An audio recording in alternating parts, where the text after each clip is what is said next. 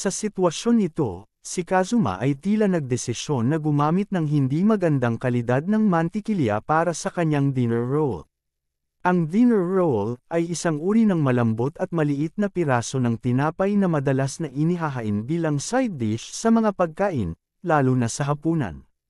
Sa mga mata ni Kuroyanagi, na kilala sa kanyang mataas na pamantayan sa pagkain, ang halatang kahinaan ng mantikilya ay maaaring magresulta sa isang napakapangit na lasa.